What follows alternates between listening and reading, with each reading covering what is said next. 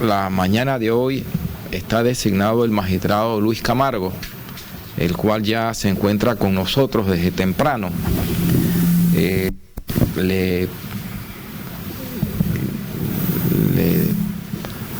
Para el inicio de esta audiencia, magistrado, usted cuenta con 5 minutos para hacer una presentación ante los miembros del Pacto de Estado por la Justicia y ante los medios de comunicación y demás personas que se encuentran en la mañana de hoy en esta jornada, y pasada la cual los 5 minutos, pues los miembros del pacto pasaríamos a formularles la pregunta de acuerdo al temario que ya se le entregó. Dicho esto, tiene la palabra, magistrado.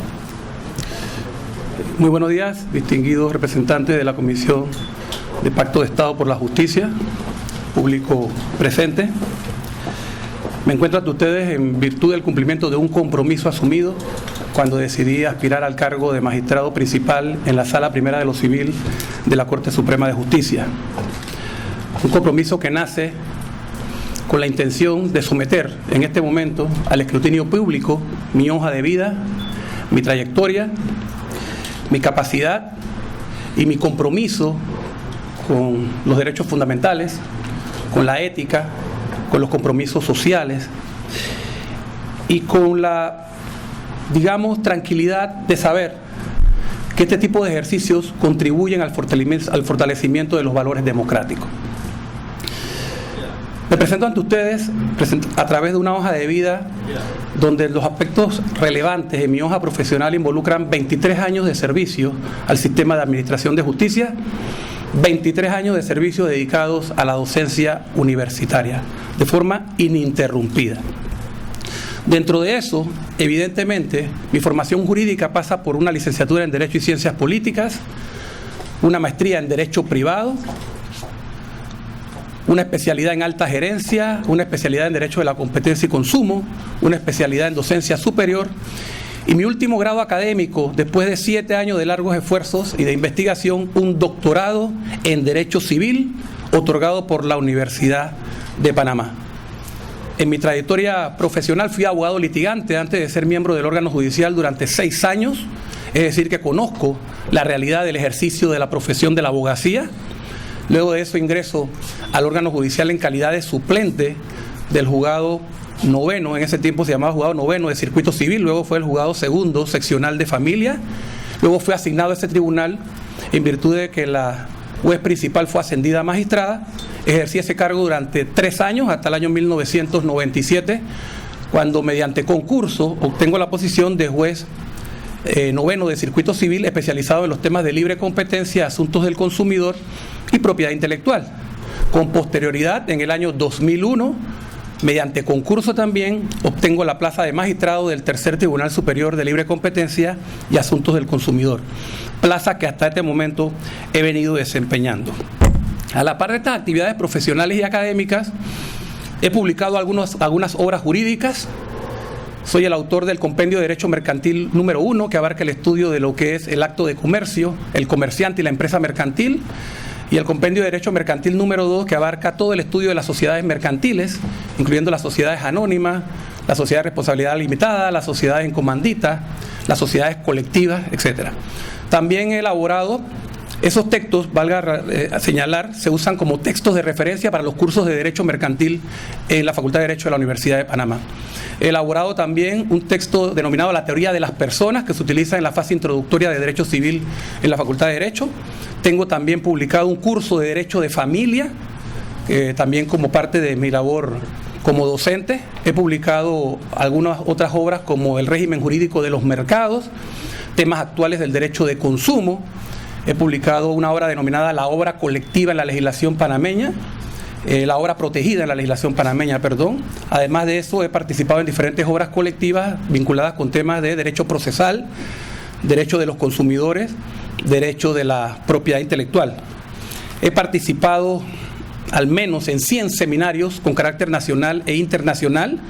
Igualmente he sido conferencista en más de 100 conferencias que he dictado a nivel nacional e internacional. Como parte de mi aporte también puedo señalar que soy miembro de la Asociación de Derecho Internacional Privado en calidad de vicepresidente. He sido designado el año pasado como nuevo presidente de la Asociación Iberoamericana de Jueces, Fiscales y Juristas de la Propiedad Intelectual, AIJUPI. Soy miembro de la Comisión de Propiedad Intelectual del Colegio Nacional de Abogados. Fui miembro de la comisión que elaboró el proyecto para la creación de los juzgados mercantiles. Colaboré con la comisión que elaboró el proyecto de la oralidad en los procesos civiles. Además de eso, he participado en la creación de algunas leyes, como las reformas a la Ley 45 de 2007 en materia de procedimientos, de temas de protección de los consumidores. También he sido consultor en las reformas a las leyes de propiedad intelectual. He realizado mi labor también dentro del Colegio de Abogados de forma activa, disertando sobre diversos temas vinculados con el derecho probatorio, el derecho procesal, el derecho civil, el derecho comercial. Fui miembro del Tribunal de Honor de la Asociación Panameña de Magistrados y Jueces del año 2008 hasta el año 2010. Igualmente soy miembro del Instituto Interamericano de Derecho de Autor. Soy miembro del Instituto Colombo Panameño de Derecho Procesal desde el año 2009. Fui miembro de la comisión evaluadora de los magistrados, de los aspirantes a magistrados de la Corte Suprema de Justicia en el año 2007, hace 10 años participé en esas funciones, y también fui miembro de la subcomisión de la Concertación Nacional para la evaluación del Consejo de Concertación Nacional para el Desarrollo por parte del órgano judicial. Esto es parte de la trayectoria y de mi hoja de vida que presento a la ciudadanía en esta aspiración que tengo de tratar de llegar a la Sala Primera de la Corte Suprema de Justicia. A la par de esto, tengo 54 años de edad, cumplo con el requisito, soy panameño por nacimiento, nací en la ciudad de Panamá, en el Hospital Santo Tomás, corregimiento de Caledonia. Estoy en pleno uso de mis derechos civiles y políticos como lo establece la Constitución. He ejercido, como pueden ver, durante más de 10 años, no solamente la profesión de abogado, sino también la actuación dentro del órgano judicial. No he sido condenado por ningún delito doloso ni culposo que me inhabilite para el cargo, y poseo la idoneidad para participar como magistrado de la Corte Suprema de Justicia en virtud de resolución expedida por el Ministerio de Gobierno y Justicia en cumplimiento de esos requisitos. Esto es una síntesis o un resumen, básicamente, de mi hoja de vida que presento a la ciudadanía, a los miembros del Pacto de Estado por la Justicia, y con mucho gusto me procedo a someter a cualquier pregunta que tengan a bien señalarme sobre los ejes temáticos que me han sido facilitados. Muy bien, gracias, magistrado. Cumplida esta primera fase, quedamos a proceder a la de las preguntas. Comenzaríamos con el representante de la Defensoría del Pueblo. Muy buenos días, magistrado Camargo, y muchas gracias por someter su hoja de vida y su trayectoria profesional a este Pacto de Estado por la Justicia y a la sociedad panameña. Como Defensoría del Pueblo, obviamente, por la naturaleza de nuestra institución, las preguntas que hagamos van a ir encaminadas al área de derechos humanos, pero antes de eso le quería hacer una de las preguntas de rigor que aparecen acá en el temario. Si nos pudiera decir si usted tiene alguna relación de vínculo familiar, de afinidad, de negocios o de deuda con algún miembro del Consejo de Gabinete, con algún diputado de la Nación, con algún precandidato presidencial o con algún alto dirigente de partido político. No tengo ningún vínculo familiar, negocios, ni personal ni familiar, con ningún miembro del Consejo de Gabinete, ni con ningún miembro de la Asamblea de Diputados. No tengo ningún vínculo. Muchas gracias, magistrado.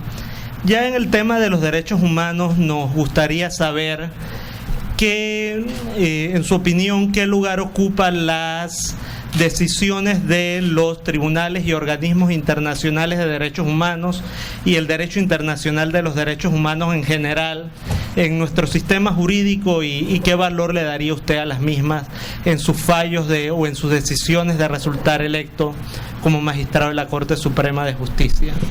Gracias por la pregunta.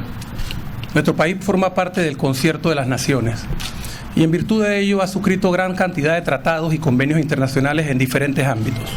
Si nos atenemos concretamente al ámbito de los derechos humanos, Panamá ha suscrito todas las convenciones en materia de derechos humanos, tanto de la Organización de Naciones Unidas como de la Organización de Estados Americanos. Fundamentalmente, y la que resulta más relevante en los últimos tiempos, el llamado Pacto de San José, que es la Convención Interamericana de Derechos Humanos. El artículo 4 de la Constitución Nacional claramente señala que Panamá acata las normas del derecho internacional. Hay una discusión interesante a nivel doctrinal sobre qué papel ocupa esos tratados y esos convenios internacionales frente a la Constitución. La teoría predominante es la teoría monista. Es la teoría que identifica que ambas legislaciones, la internacional como la local, se confunden en un solo bloque normativo, de forma tal que siempre que no entren en contradicciones podrán ser aplicadas por el derecho interno. En ese sentido, Panamá desde el año 90 se adscribió a la jurisdicción de la Corte Interamericana de Derechos Humanos. Ya desde el año 1977 se había ratificado este tratado llamado también Pacto de San José, lo que significa que las decisiones que emite esta Corte Interamericana de Derechos Humanos resultan vinculantes para los países que la han suscrito, incluyendo Panamá. Evidentemente que un juez que se precie de ser conocedor de la ley y de la Constitución no puede de ninguna manera dejar de lado el análisis y apreciación de las normas contenidas en los convenios internacionales. En este caso me refiero a la lista o al catálogo de derechos humanos que con gran profusión y con gran desarrollo se contemplan en ese Pacto de San José. Eso se trabaja a través de varios conceptos, fundamentalmente en la labor diaria del juzgador.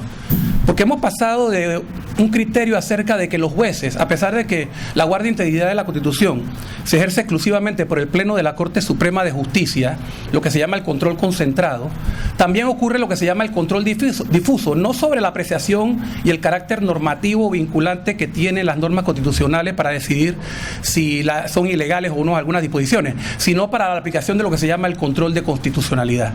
¿Qué significa eso? Que todo juez, en cualquier esfera de su ámbito de actuación, está obligado a consultar las normas constitucionales, que son normas supralegales, es decir, encima por las normas legales, y en las cuales puede encontrar apoyo para la toma de decisiones. Más recientemente se habla del control de la convencionalidad, que es un criterio sumamente importante a la hora de ponderar y encontrar como fuente normativa esos tratados internacionales. ¿Y por qué digo esto?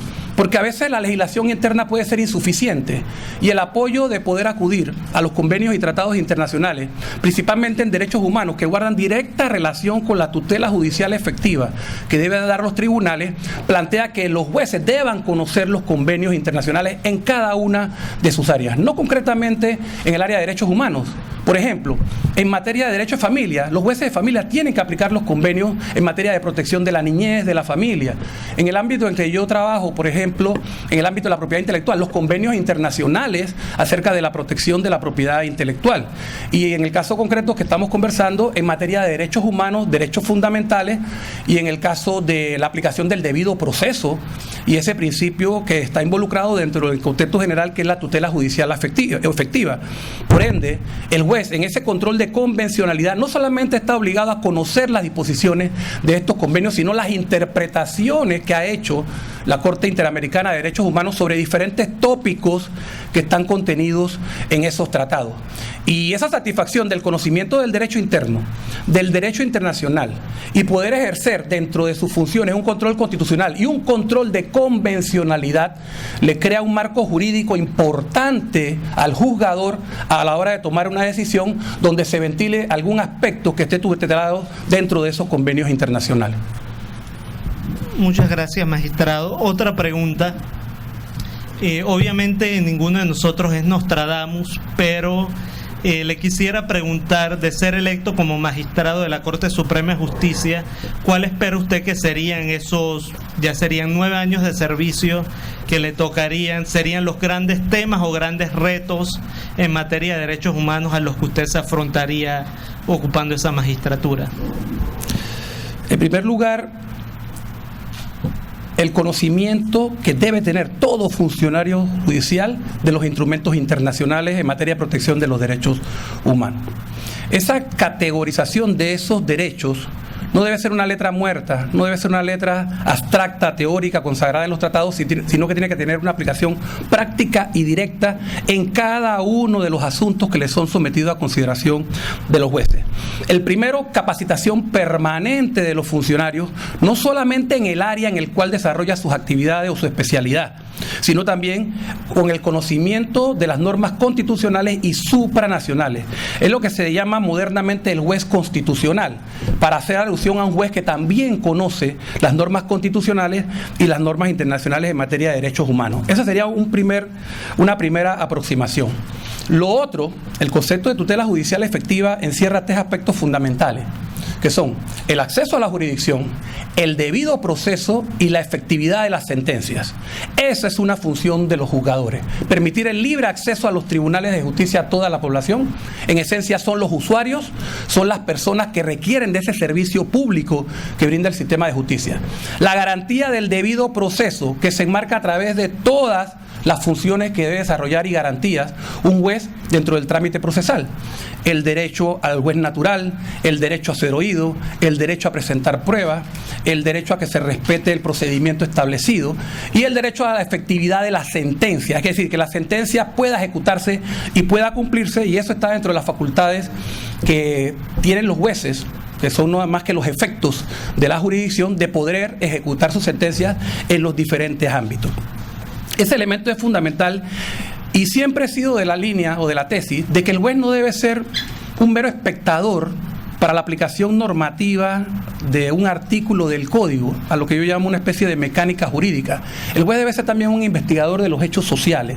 El juez debe entender que sus decisiones surten efectos sociales y su mayor conocimiento y competencia sobre las áreas principalmente del derecho constitucional, porque todas las áreas tienen su génesis dentro del marco de la Constitución Nacional. Para tomar un ejemplo, la Sala Civil, que conoce unos temas muy específicos en su competencia conforme a lo que establece el Código Judicial, tiene que mirar la Constitución también.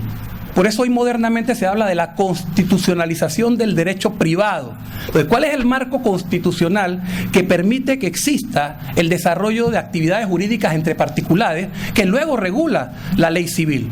Y esa aproximación al conocimiento de esa normativa en el ámbito civil, comercial, de niñez y adolescencia, de lo penal también, es fundamental para el juzgador. Entonces el juez tiene que acercarse a las normas de esa índole, para poder tomar decisiones de acuerdo a los criterios constitucionales y a las normas que garantizan esos derechos fundamentales. De otra manera, la mera aplicación normativa para decidir un proceso puede dejarse en lo que se llama la verdad formal, que es la verdad que aflora un expediente, pero que no es necesariamente la verdad que las partes buscan dentro del desarrollo de un procedimiento. Entonces eso resulta para mí un aspecto fundamental que debe promover el sistema de justicia, y desde la Sala de lo Civil de la Corte Suprema de Justicia se está en capacidad de poder, en conjunto con el Pleno de la Corte, que tiene iniciativa legislativa, poder promover normas de reformas procesales, normas que faciliten políticas públicas de cara a que los usuarios del sistema tengan conocimiento acerca de sus derechos, y establecer lo que yo llamo lo más importante, la vigencia de esos principios de que el derecho o las leyes procesales deben servir al reconocimiento de los derechos sustantivos, no deben quedarse en la mera formalidad, con simplificación de trámites, con agilidad, con celeridad, etcétera. Entonces, en procura de que eso ocurra, es fundamental un conocimiento de parte de los miembros de la Corte Suprema de Justicia, entendiendo que esa función social pasa también por el escrutinio de las decisiones judiciales, que con carácter social se hace. Por eso yo planteo que debe desarrollarse una labor profusa de capacitación e implementación normativa de cara a que los funcionarios tengan este bagaje de conocimientos generales y particulares que le permitan ejercer con la mayor eficiencia la función que le ha sido encomendada por la Constitución y la ley. Última pregunta, magistrado, antes de pasar la palabra. Los derechos económicos y sociales, como pudiera ser derecho a la salud, a la educación, a la seguridad social, ¿qué papel piensa usted que juega la Corte Suprema de Justicia en la tutela de estos derechos? ¿Son los mismos objetos de tutela por la Corte Suprema de Justicia? Bien, hay que esquematizar. Todos sabemos que existen derechos humanos que son inherentes a la persona, al ser un individuo de la especie humana. Luego hablamos de derechos fundamentales cuando adquieren rango normativo, ya sea constitucional o a través de tratados internacionales.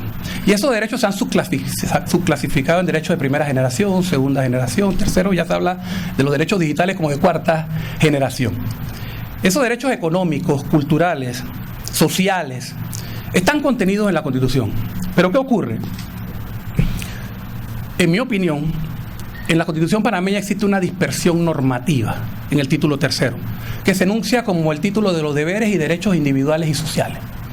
Y luego se especifica en primer término las garantías individuales. Y luego se empiezan a desarrollar unas normas programáticas que aluden, por ejemplo, a la familia, al trabajo, a la salud, al régimen ecológico, a la cultura, etc. Todos son partes del esquema de lo que vienen a ser derechos fundamentales. Lo único que tienen categorías distintas. ¿Cómo enfrenta la Corte Suprema de Justicia la vigencia y aplicación de estos derechos? Primeramente, a través del principio de aplicación normativa de las normas constitucionales. Y en segundo lugar, como mencionaba, también tomando en cuenta los tratados internacionales. Pero eso no se hace con un contexto general.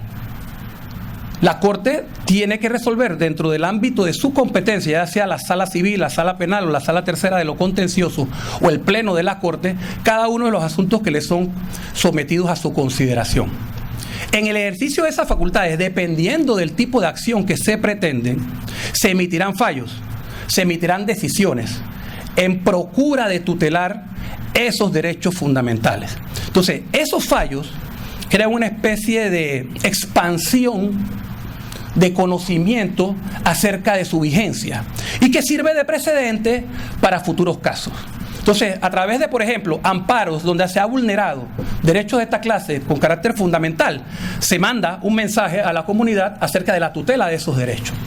Por ejemplo, el reconocimiento de derechos que puedan tener pacientes, por ejemplo, afectados por la privación del acceso a la salud pública, a los medicamentos, etcétera.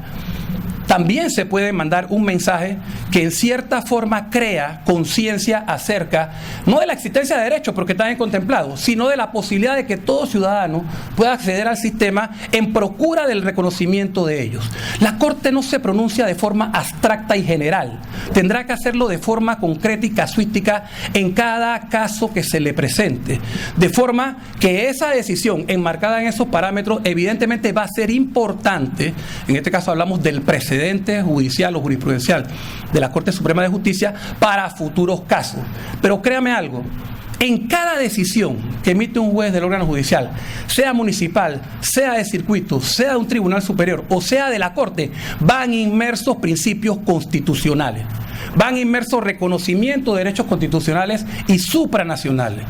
Tome cualquier ejemplo, una decisión de un juez municipal de familia resolviendo una pensión alimenticia, que para algunas personas puede ser un asunto intrascendente, pero para los que necesitan de esa cuota alimenticia es un aspecto fundamental. Esa decisión del juez estableciendo una cuota alimenticia no solo materializa los derechos que tienen las personas, sean esposos o esposas, o sean niños o niñas dentro de la patria potestad para ejercer ese derecho a los alimentos, sino también visualiza el derecho humano a una vida digna, a obtener los alimentos necesarios, el desarrollo integral de esa persona.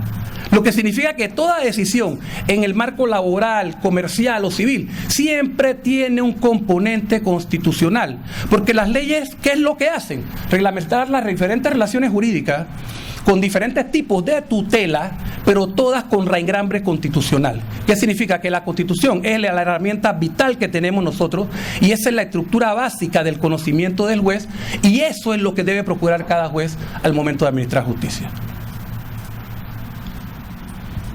Cedo la palabra. Tiene la palabra el vicepresidente del Colegio Nacional de Abogados. Sí, buenos días a todos los miembros del pacto. Buenos días, magistrado Luis Camargo.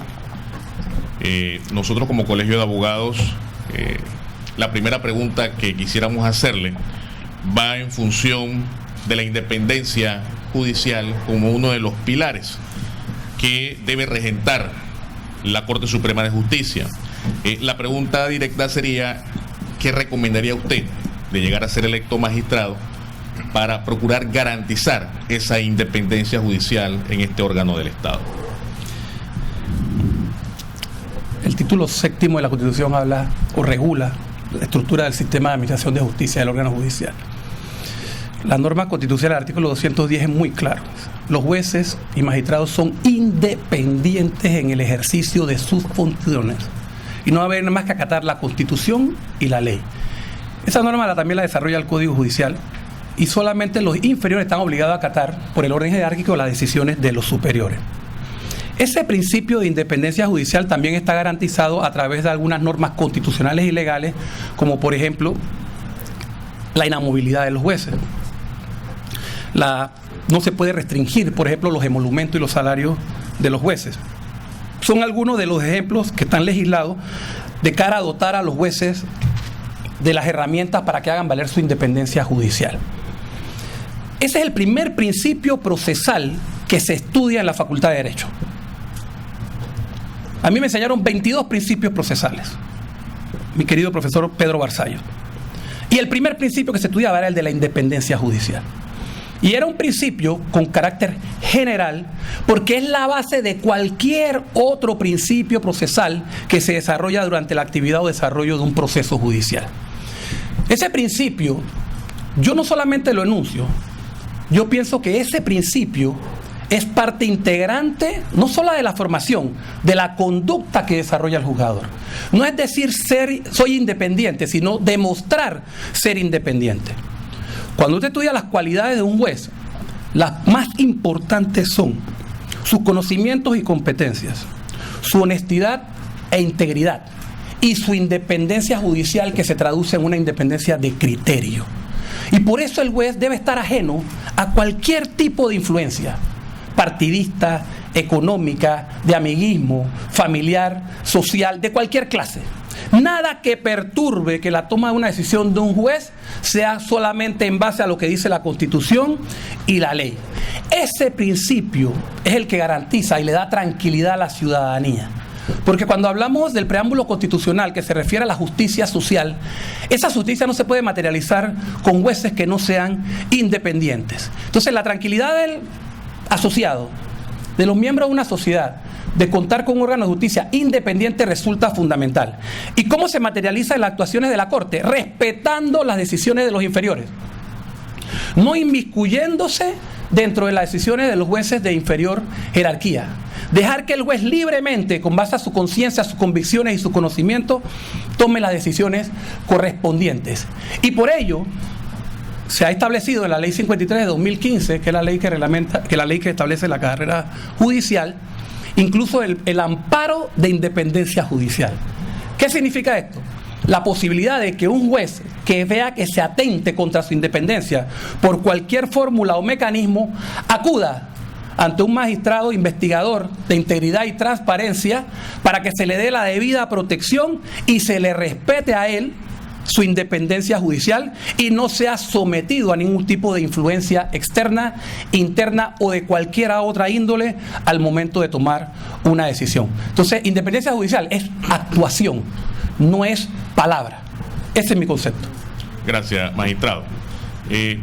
Tomando en consideración que usted ha mencionado dentro del currículum algún aspecto muy importante, que es su colaboración en los procesos de reforma de la ley civil, y siendo que en los recorridos nacionales que ha hecho el Colegio Nacional de Abogados, una de las mayores quejas que se tienen es el atraso que genera la tramitación de los procedimientos civiles.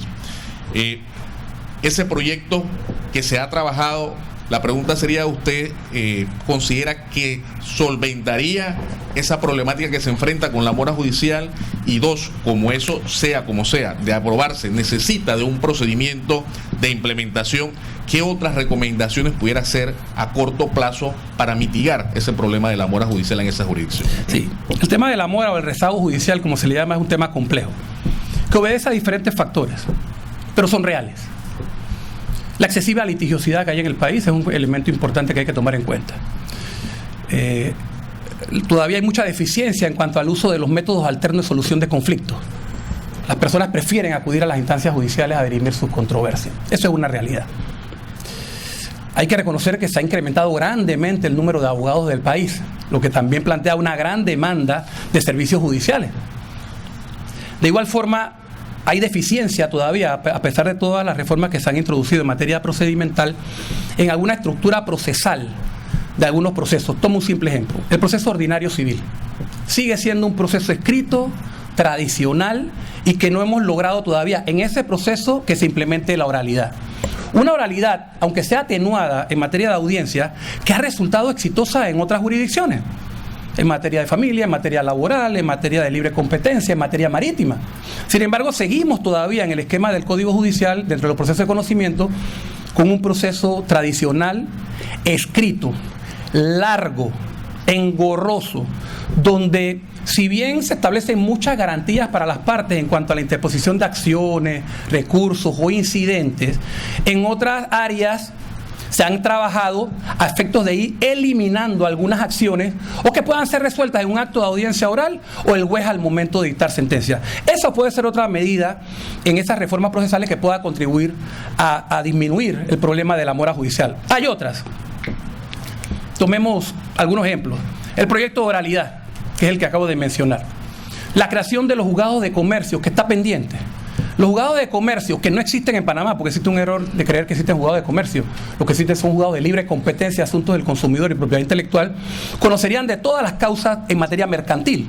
Aliviaría un poco las cargas que asumen los jueces civiles, que son jueces que tienen una competencia multifacética y que complican grandemente, porque todo lo que no tiene asignado una autoridad judicial o todos los tribunales que han sido creados en la ley, y mientras no se implementen, son los jueces civiles los que les toca conocerla. Entonces hemos tenido jueces civiles viendo temas de familia, temas agrarios, temas de libre competencia, asuntos del consumidor y temas de otra índole. Imaginémonos la magnitud del trabajo que tiene un juez de esta categoría. Entonces, juzgados de comercio segmentarían un poco esa posibilidad. Se aprobó hace poco la ley de insolvencia y procesos concursales, tendiente a crear también unos tribunales especializados para que conozcan de los procesos de concurso de acreedores y los procesos ejecutivos de mayor cuantía. Eso también puede contribuir a disminuir la carga que tienen los jueces civiles en materia de trámite de los procesos ejecutivos, que es un gran porcentaje de causas que ellos deben conocer.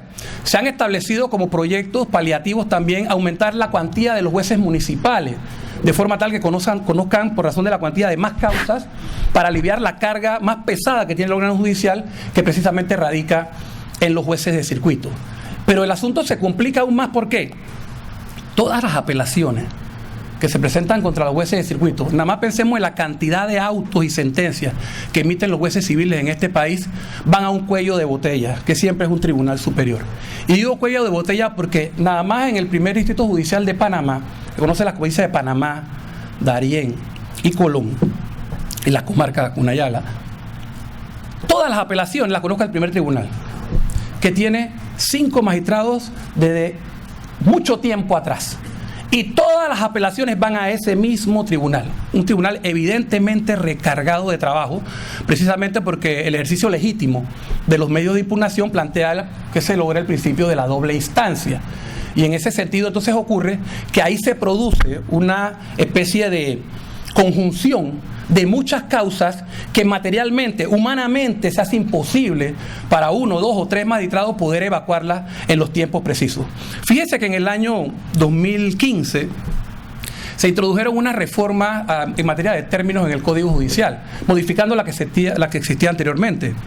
El artículo 518 del Código Judicial dice que toda resolución debe ser expedida en el término fijado en la ley. Ya sabemos que si la ley no lo fija, el juez puede fijar el término. Y dice, una providencia debe ser dictada en un máximo de 5 días. Un auto debe ser dictado en 20 días. Y una sentencia en un máximo de 60 días. Esos son términos que están establecidos en la ley. Y son los términos a los cuales debe adoptar el juez, su decisión. En algunos supuestos de la complejidad de los casos, el ejercicio de los abogados legítimos en los medios de impugnación y demás, plantea que el juez se vea impedido de cumplir con esos términos cabalmente. Entonces, una medida importante que yo pienso que puede coadyuvar en ese sentido es impregnar al funcionario de la mística de trabajo, que entienda que el servicio que él presta es un servicio necesario. Y si eso demanda más tiempo de su parte, o una duplicidad en sus esfuerzos, mucho mejor, para poder cumplir con esos términos, para poder disminuir el rezago judicial. Y la más importante, se hace necesaria ya la creación de nuevos tribunales. ¿Y por qué? Porque la población ha crecido, los conflictos sociales han aumentado y la existencia de los tribunales actuales plantea que materialmente les resulta imposible poder absorber todas esas causas con esos diseños procesales que todavía son históricos en algunos casos en los tiempos que la ley permite. Entonces, cualquier reforma procesal o aplicación o implementación de tribunales que ya están creados en las leyes, pero que físicamente todavía no funciona, va a ser positiva para disminuir las causas del rezago judicial. Y puedo dar otros ejemplos además. Fíjense la vigencia del sistema penal acusatorio. Lo observamos dentro del plano penal, pero se nos ha olvidado, por ejemplo, que las acciones constitucionales de amparo contra las decisiones de los funcionarios del sistema penal acusatorio van al primer tribunal superior, que es de carácter civil. Entonces, ese nuevo sistema plantea nuevas situaciones que van a ser conocidas por otros tribunales, porque el Código Judicial le asigna a ellos la competencia para conocer de los amparos y garantías constitucionales. Entonces tenemos, para tomar el ejemplo del primer tribunal, del primer distrito judicial en el marco civil, atendiendo los temas civiles, pero atendiendo también los temas de amparo de garantías constitucionales que la ley le establece, de actuaciones de los funcionarios que están laborando en calidad de defensores públicos, defensores de la víctima, imputados, etcétera, dentro del marco del sistema penal acusatorio. Entonces, eso plantea que haya necesidad de nombrar más funcionarios también e incrementar el número de jueces y magistrados a la par de los tribunales que se necesitan para poder compensar esas realidades sociales a las que he hecho mención. Gracias, magistrado. Sí, precisamente, y va relacionado también al tema de mora judicial, pero ahora llevada al pleno, en razón del conocimiento de las acciones de garantías que buscan realmente una tutela judicial efectiva y en el momento oportuno. Sé que se han tomado años anteriores algunas disposiciones para procurar esa celeridad en la resolución de temas principalmente habeas corpus, amparo de garantías, habeas data.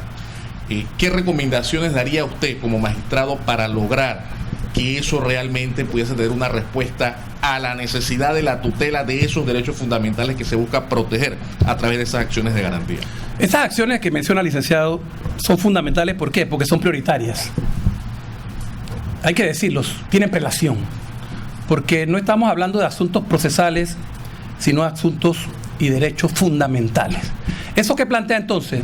Que deben ser resueltos dentro de los términos que la ley señala, con la premura necesaria que las partes asisten, porque una resolución en materia de habeas corpus, amparo o garantías que sea tardía puede ser inocua. Entonces no va a provocar el resultado que se quiere en esa tutela que se procura cualquiera de estas acciones, sea habeas corpus, sea habeas data o sea amparo de garantía. Esa reforma del año 2015, creo que son, el 75 y 76, tenían ese objetivo: acelerar los trámites para la emisión de los proyectos y la lectura de los proyectos a nivel del Pleno de la Corte Suprema de Justicia, que conoce de estas acciones. Lo que se buscaba era precisamente que no dependiera de la actuación de un magistrado la dilación del proceso, sino tomar medidas alternas frente a la inacción de algún magistrado a efecto de que el proyecto circulara, pudiera ser leído de forma simultánea y la decisión se tomara mucho más rápidamente. Creo que las medidas fueron correctas. Las medidas tenían un objetivo que era muy básico, era importante. Lo que nada más hay que procurar es que se cumpla. Entonces, la labor de fiscalización que ejercen los presidentes de la sala, por ejemplo, resulta importante. Los informes que rinden los secretarios de las salas y la Secretaría General resultan importantes también, porque ahí se puede, a través de un informe de gestión, verificar o monitorear cómo se desarrollan las diferentes etapas de emisión de un proyecto y la decisión que tome una corporación de justicia, como es el Pleno de la Corte, dentro de los términos legales, para hacer los correctivos pertinentes. Entonces creo que es una labor nada más de supervisión, fiscalización y que se dé vigencia a esa normativa que busca acelerar el resultado de este tipo de acciones procesales o constitucionales. Gracias, magistrado. Cedo la palabra, procurador. Creo que tiene la palabra la diputada Ana Matilde Gómez. Buenos días, doctor Camargo. ¿Ha sido usted mencionado en algún caso de corrupción o caso de familia en el que se sugiera que su condición de miembro del órgano judicial le dio ventaja en la decisión y por eso no hubo una sentencia? ¿Me dio ventaja a mí o a otra? A usted. Ninguna. ¿cuál en su opinión es la ética que debe acompañar la vida de un juzgador? Y si usted cree que hay separación entre la ética de la vida pública y la ética del ejercicio profesional. Yo creo que la persona es una, y su actuación se desdobla en dos ámbitos, el público y el privado. Nadie que carezca de una ética personal puede ser ético en lo judicial. Yo creo que, y soy de los que creo, que tu actuación privada también resulta fundamental dentro de tu ser, dentro de tu comportamiento. Y no pudiéramos entender, porque eso lo dice el Código de Ética del órgano judicial, que un juez sea segmentado en dos facetas, la faceta profesional y la faceta profesional. En este caso, el mensaje que se envía a la comunidad es que el juez que ocupa una oposición tiene que ser un juez no solamente impregnado de conocimientos y del aspecto ético, formativo, de valores y demás, sino también que en su vida personal no dé margen a reproches, a cuestionamientos o actitudes. En mi caso personal, le digo, diputada, gracias a Dios, en 23 años de servicio, aquí tengo la certificación, no se me ha iniciado ningún proceso por falta a la ética judicial. E igualmente en mi labor como abogado, antes de entrar al órgano judicial, jamás se me presentó un proceso por falta a la ética profesional. Además de eso, le puedo señalar que mi récord policivo, que también es público y se puede demostrar, revela que jamás he sido sancionado por ninguna causa penal, ni por delito doloso, ni por delito culposo. Lo que sí he tenido es algunos accidentes de tránsito, como cualquier persona en este país, en una ciudad caótica como esta, donde hay una elevada circulación de los automóviles. En algunos casos he sido inocente, en otros he sido culpable. Y le agrego algo más. En todos los casos en que yo he sentido, por mi conocimiento de reglamento de tránsito, que he sido culpable, acepto mi responsabilidad. Es más, voy donde el juez de tránsito y le digo, renuncio a mi prerrogativa, y que sea el juez de tránsito el que decida. Y se puede verificar en el juzgado primero y segundo de tránsito, que afortunadamente no han sido muchas veces. Cada vez que he tenido un inconveniente de la naturaleza, me he sometido a la jurisdicción administrativa para que conozca del accidente de tránsito y deslinde las responsabilidades pertinentes. Gracias. Doctor, ¿cómo define usted su situación financiera y el cumplimiento de sus obligaciones civiles y mercantiles? Y si tiene el doctor Camargo en este momento alguna deuda que le quita el sueño. Se lo digo sencillamente, diputada, soy un hombre que vivo de mi trabajo. Mis únicos ingresos provienen de mis funciones judiciales y lo poco que me pagan como catedrático universitario a tiempo parcial. Esas son mis únicas fuentes de ingresos. Si quieres saberlo, está en mi declaración patrimonial. Creo que he hecho 4 declaraciones patrimoniales. Aquí hay un punto importante que no sé si la comisión lo ha ponderado. Hay un artículo en la Constitución, que es el 304, que habla que los funcionarios deben emitir una declaración jurada patrimonial al inicio y al terminación de la gestión.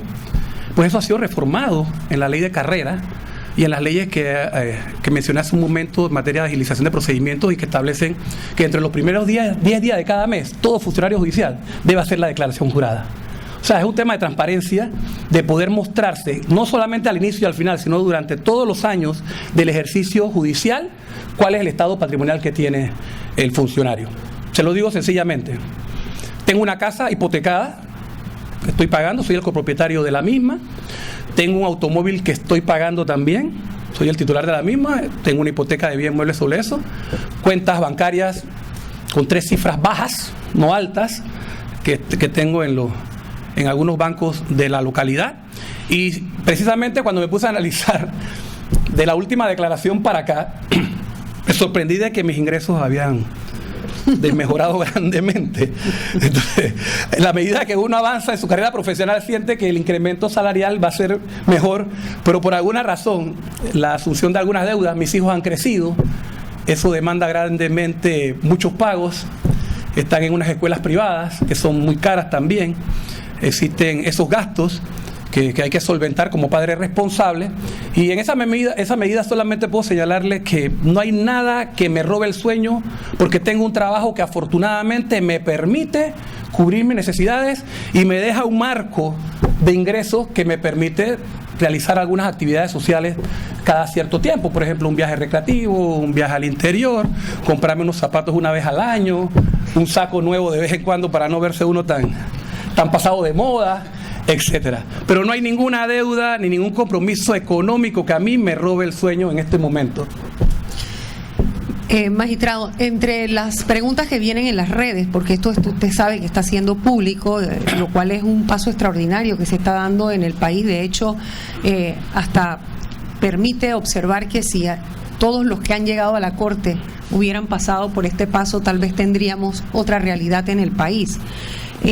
Y la pregunta que se hacen algunos ciudadanos es si usted tiene algún familiar que directamente trabaje con alguien en el Ejecutivo, que usted sienta que esto es lo que de alguna manera le da a usted ventaja. ¿Hay alguien de su familia, su esposa, algún hermano, hermana, que trabaje directamente con alguien del Poder Ejecutivo y que usted sienta que lleva ventaja en esta carrera? Voy a entrar en un plano personal, pero estoy abierto a la situación. Yo no estoy casado, estoy divorciado. Hace 2 años me divorcié. Mi esposa es funcionaria, mi ex esposa es funcionaria del Ministerio de Vivienda. Eso es un cargo en el órgano ejecutivo, pero no siento que sea un cargo de relevancia, sobre todo porque no hay ningún vínculo entre ella y yo ya de unión matrimonial. Es simplemente la madre de mis hijos.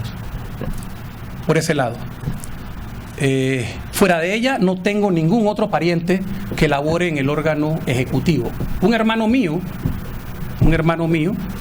está inscrito en el Partido Panameñista, igual que mi madre, que tiene 76 años, y mi hermano, al inicio de la gestión presidencial actual, no tengo muy claro, tenía el cargo de secretario de la cadena de frío, pero el cargo lo ocupó por 1 año nada más, y luego presentó la renuncia, y actualmente se dedica a la actividad privada comercial. Él es ingeniero eléctrico y se dedica a sus actividades privadas. Fuera de esos casos que acabo de mencionar, no tengo ningún vínculo de parentesco con nadie que labore en el órgano ejecutivo. ¿El cargo al que se refería de su ex esposa en el Ministerio de la Vivienda? Ella es directora de arrendamiento en el MIBI. Gracias. Magistrado, ¿qué opinión le merece a usted? Ex esposa. Sí, nos quedó claro. Lo que pasa es que esa es la pregunta que vino del público, por eso la hicimos.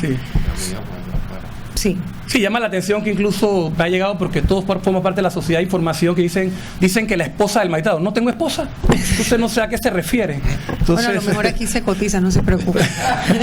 Gracias, diputada.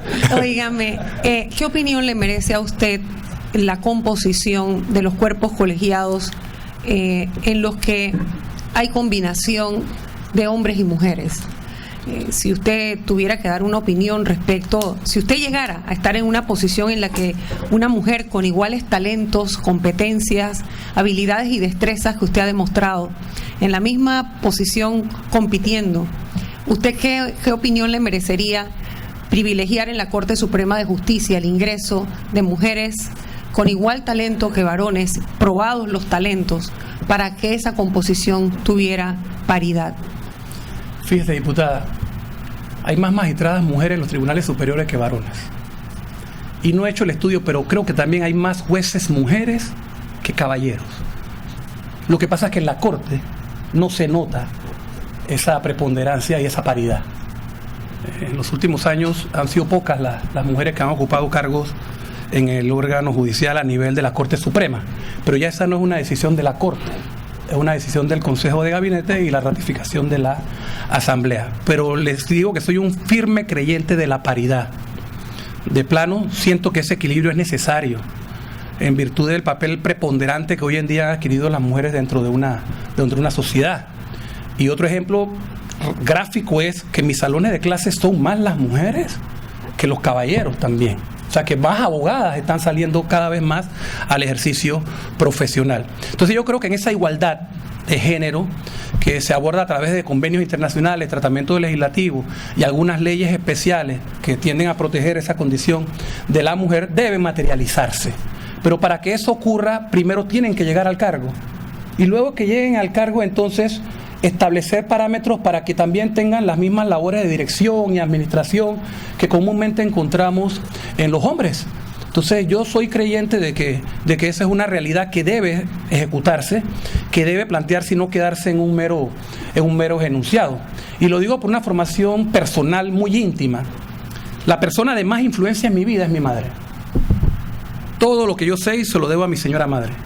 Una mujer que contra viento y marea logró obtener un título de doctorado en la Universidad Complutense de Madrid, con 3 hijos a cuestas.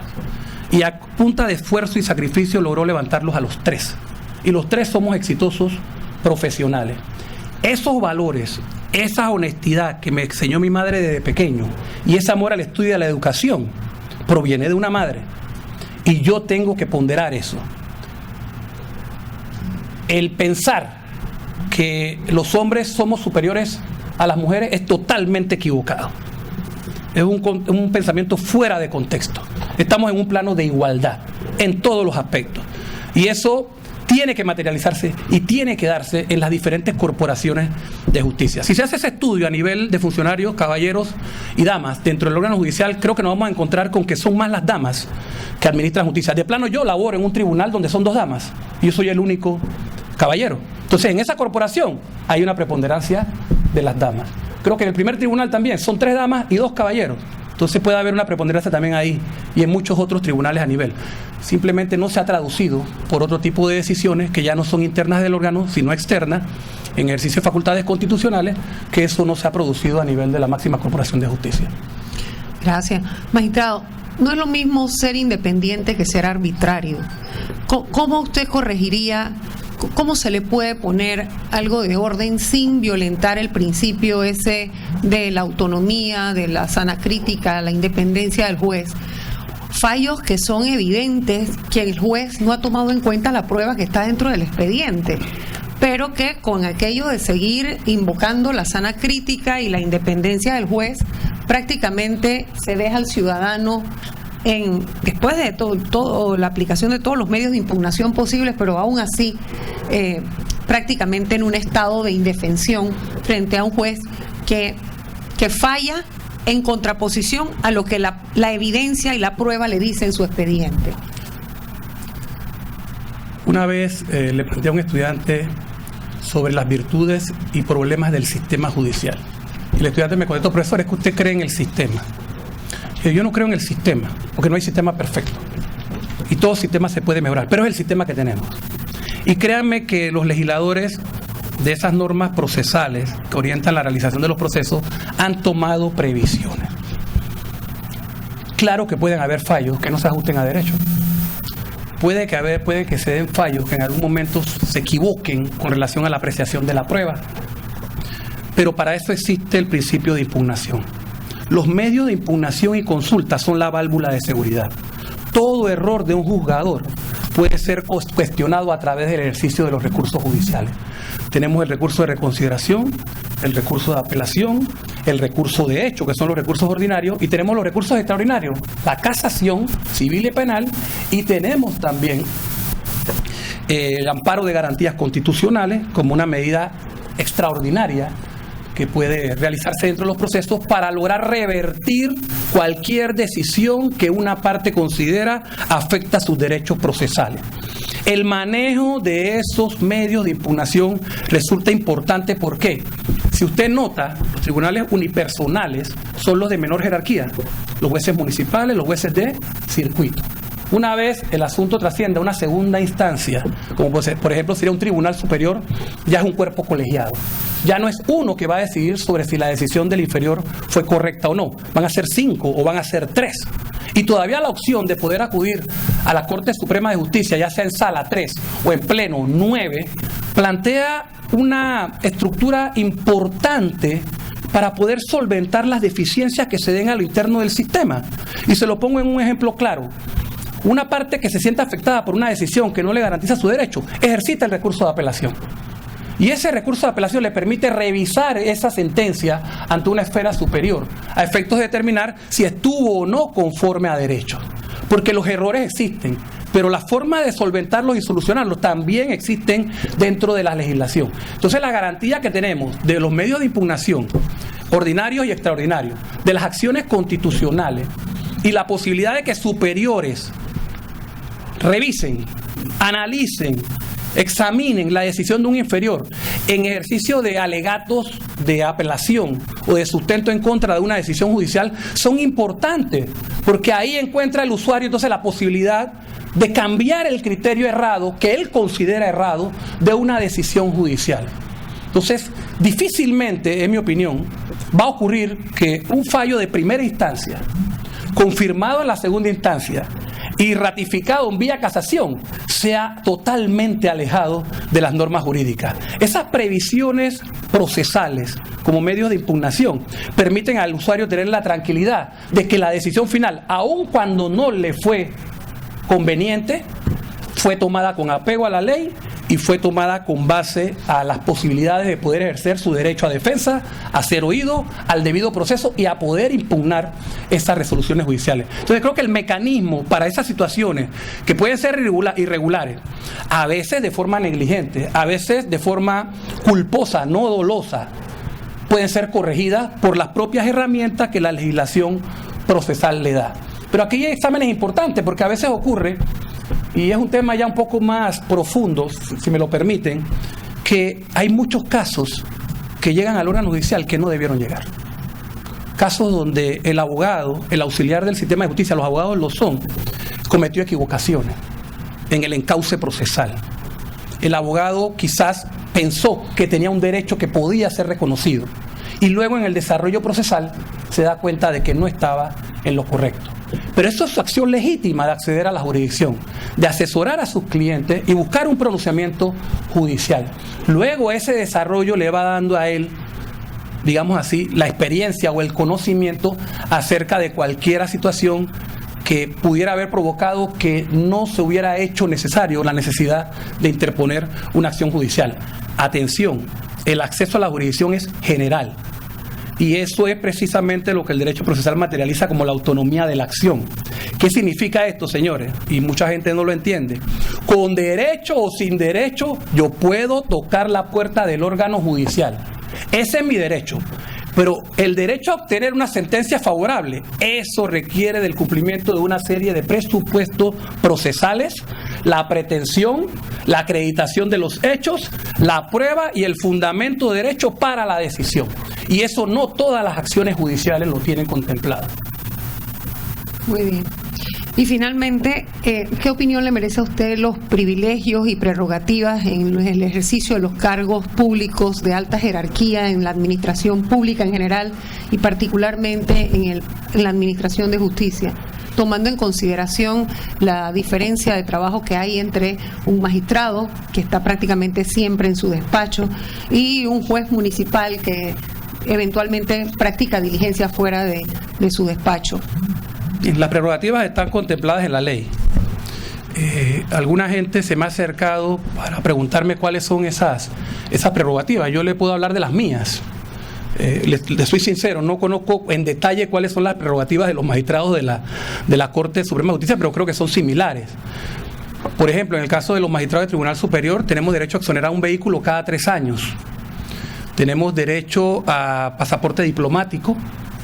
Creo que tenemos derecho a 100 galones de gasolina, ahora se traduce en litros la gasolina, y creo que no hay otro, porque lo otro es percibir los gastos de representación que son parte del salario que percibimos en la institución. Pero en general, como un concepto de sociedad moderna, el concepto de prerrogativas y privilegios. Siento que va a depender de la responsabilidad que asume el funcionario.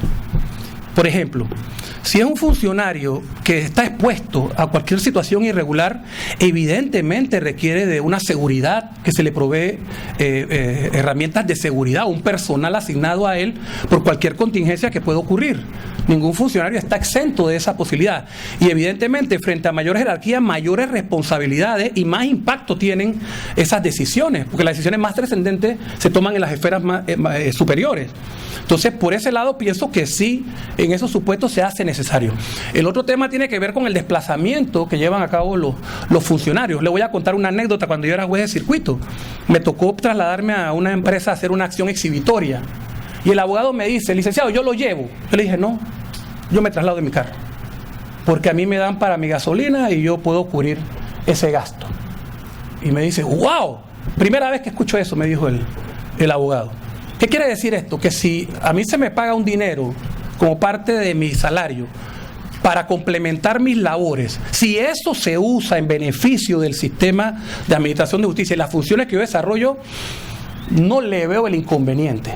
Que se pueda ponderar si son excesivos o no, sería la búsqueda del equilibrio y la comparación, porque el tratamiento habla de que son similares a funcionarios, por ejemplo, del órgano ejecutivo y a los diputados de la Asamblea. Entonces, eso sería un trabajo de equiparación y de análisis referente a cuáles son, dentro de esas prerrogativas, las que son atinentes a la función que cumple el funcionario y son necesarias para que esa función se pueda realizar con éxito. Y conozco casos de magistrados de la Corte que en ejercicio de práctica de prueba tienen que salir del despacho y han tenido que salir a hacer inspecciones judiciales, acciones exhibitorias, etcétera. Entonces eso plantea que tengan algunas prerrogativas que son necesarias para el cumplimiento de esa función. No es, digámoslo así, tan sencillo decir quitámosla, sino analizar cuáles sí y cuáles no son estrictamente necesarias y tienden a que la función se lleve de forma correcta. Esa sería mi respuesta. Gracias, doctor, gracias, procurador. Buenos días. Doctor, usted nos ha ilustrado bastante hablando de su compromiso con la ética, con los valores, con los problemas sociales. Y también nos ha dicho que en nuestra Constitución tenemos algunas normativas muy dispersas. Yo quisiera preguntarle, en su opinión, ¿cuáles son esas deficiencias que muestra nuestra Constitución y cuáles son las fuerzas que tiene ella? Bien, yo plantearía como fortaleza de nuestra Constitución que, aunque de forma dispersa, mínimamente contiene el catálogo de los derechos fundamentales. Están previstos en la Constitución. La estructura de separación de poderes y funciones de cada uno de los órganos del Estado está claramente enunciada dentro de la Constitución.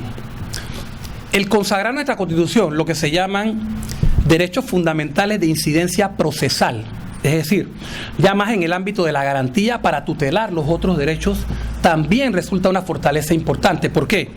Porque tenemos claramente enunciado las acciones de tutela de los derechos. En el artículo 23, la figura del habeas corpus, la garantía de la libertad. En el artículo 32, la garantía del debido proceso. Todos los derechos fundamentales deben hacerse presentes en respeto al debido proceso. Tenemos en el artículo 44 la acción de habeas data, el acceso a la información de carácter pública que la comunidad requiere de conocer. Esos son 3 ejemplos muy claros de algunas fortalezas que tiene nuestra Constitución, reconociendo que evidentemente han sido copiados de otras legislaciones, pero que tienen plena vigencia dentro de nuestra Carta Magna. Además de eso, siento que el enunciado de nuestra Constitución es muy claro, el preámbulo de la Constitución, que mucha gente se limita a estudiar solamente su contenido y no su preámbulo, es muy claro. Los panameños, ¿qué buscamos cuando nos organizamos políticamente y establecemos nuestra Carta Orgánica, la Carta Magna? Queremos que haya justicia social, que se propenda siempre como eje fundamental la dignidad humana y, por último, el bienestar general. Esos son 3 valores supremos que están contenidos dentro del preámbulo de la Constitución. Y esos valores jurídicos luego toca desarrollarlos en las diferentes leyes, en las diferentes disposiciones. Y toca al órgano judicial, como una función constitucional y legal, que esos tengan valor. Se lo pongo de esta manera. Siempre debe ponderarse por encima de normas estatutarias y legales los valores superiores. Siempre las decisiones deben tender al reconocimiento de valores superiores, porque son los valores que realmente identifican al individuo que forma parte de una sociedad. Ese individuo que requiere de una seguridad jurídica, que quiere que haya solidaridad social, que haya respeto a sus derechos fundamentales. Y para eso se requiere de personas conocedoras de esas normas constitucionales. Claro que en unas posibles reformas constitucionales tendrá que hacerse quizás un encuadre más estructural referente a la ubicación de estos diferentes tipos de derechos, ya sean personalísimos, sean económicos, sean políticos o sean culturales. Entonces yo pienso que esa es una fortaleza de nuestra Constitución. Además de que con las reformas que se le hicieron se eliminaron algunos criterios y se estableció el pluralismo político, la separación de los poderes, etcétera, que respondían a la Constitución originaria de 1972 y que han ido siendo modificados paulatinamente. Debilidades. Estaba leyendo y escuché que la Constitución panameña es la cuarta más antigua del continente y es del 72. Solamente la de Costa Rica, creo que es del 69, la de Uruguay, que es del 49, y la de México, que es la del 17. Son constituciones más viejas. O sea que ya se requiere entonces, evidentemente, de un cambio constitucional. Entonces, esa es una debilidad. Porque la Constitución debe responder a las realidades económicas, sociales y culturales de los países. Y esas realidades van cambiando. Entonces, el sentir del pueblo panameño y la ciudadanía en el año 2018 y sus aspiraciones como ciudadanos no son las mismas del año 1972. Entonces, esa debilidad es evidente que tenemos nosotros en nuestra Constitución. Y dentro de la esfera dentro de la cual yo laboro, soy un firme creyente que hace falta en nuestro país ya un tribunal constitucional. Un tribunal asignado a las causas constitucionales, que separe las competencias de las salas de la Corte en materias específicas para trasladar las que sean de temas constitucionales a un tribunal constitucional, como se ocurre, por ejemplo, en el modelo colombiano y en el modelo de otros países.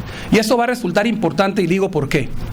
Yo estuve analizando las estadísticas del año 2007 del órgano judicial, y concretamente me puse a mirar las estadísticas de la sala civil. Y saben ustedes que a los magistrados de la sala civil le entran más negocios del pleno que de la propia sala. ¿Qué significa? Que cada vez más nuestros magistrados de la sala se vuelven más magistrados de guarda de la Constitución que de las áreas específicas en las cuales ha sido designado. Entonces eso plantea una incompatibilidad que traslada al Pleno de la Corte todas estas causas que hemos mencionado, los habeas corpus, los amparos de garantía, los habeas datas, etcétera, las demandas de inconstitucionalidad, las advertencias de inconstitucionalidad, las consultas de inconstitucionalidad, que son competencias del Pleno de la Corte, que le absorbe más tiempo estar dedicado a temas constitucionales que a los temas concretos de la sala penal, de la sala civil y de la sala de lo contencioso administrativo. Y eso ya es parte de una debilidad que nosotros podemos detectar dentro de la Constitución panameña. Entonces, pienso que sobre eso hay que trabajar y tocará a los organismos y a la sociedad en general tomar las iniciativas para que eso en el futuro pueda ocurrir. Muchas gracias, doctor. Yo estoy seguro de ser elegido usted magistrado de la Corte Suprema, tendríamos un magistrado de lujo. Gracias. ¿Cómo considera usted, en su opinión personal, que usted pueda rescatar esa imagen deteriorada que tiene nuestra Corte Suprema de Justicia? Varios aspectos. Primero, la ciudadanía debe estar convencida, y ese mensaje hay que mandarlo a través de las actuaciones, que los magistrados que ocupan la más alta magistratura tienen los conocimientos y las competencias necesarias. Todo usuario del sistema quiere tener la tranquilidad de que le va a resolver su caso es una persona competente y capaz. Es terrible pensar que el que va a resolver tu causa no tiene los conocimientos para resolverla. Eso es fundamental. Por eso yo creo en los conocimientos y las competencias. Y el magistrado no termina de estudiar. El derecho cambia, evoluciona, las leyes se reforman, las constituciones también, las tendencias internacionales, los criterios doctrinales, los convenios internacionales, todo forma parte de un bagaje completo que un magistrado de la Corte debe tener en cada una de las causas que le toque afrontar. Se dice que un magistrado ya no es espectador, ya no es un convidado de piedra frente a las partes. El magistrado debe tratar y lograr que los valores superiores, eso que subyace dentro de la norma jurídica, pero que a veces no encontramos, sean resaltados en las decisiones. Justicia, igualdad, libertad, son valores fundamentales, que no son negociables dentro de una decisión judicial y que deben ser siempre, siempre ponderados.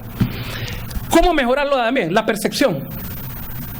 Ya el magistrado, el juez, no puede ponerse bravo por las críticas. Él debe encajar, como dice la doctrina, las críticas públicas. Hay un magistrado de Perú, apellido Doñate, que claramente dice que el magistrado debe encajar las críticas públicas y debe valorar esa crítica como positiva porque le permite mejorar. Y eso a la vez es un instrumento de control social, porque las críticas, las opiniones y los análisis que se hacen de los fallos producen una retroalimentación en la convicción de los juzgadores. Es más, refuerzan esas críticas su principio de imparcialidad, porque el escuchar opiniones disidentes y opiniones de los que no fueron afectados, por la decisión, le permite a él lograr lo que se llama la credibilidad social, porque su decisión se mantuvo dentro de los parámetros que la Constitución y la ley le señalan. Es más, ya en la ley de carrera judicial se permite que los funcionarios judiciales puedan dar comunicaciones públicas. Ojo, siempre y cuando no se vulneren principios de reserva y confidencialidad en aquellos casos en que la ley lo establece, y que no se adelante en juicio de fondo sobre las causas que lleva a cabo. Es decir, que ya el magistrado también está en posibilidad de salir a dar declaraciones acerca de una decisión o de un trámite que se está llevando en su tribunal, siempre y cuando no adelante juicios y no revele información que está reservada y confidencial. Eso rompe un poco el esquema histórico que nos enseñaron a nosotros, que los jueces hablan por sus fallos.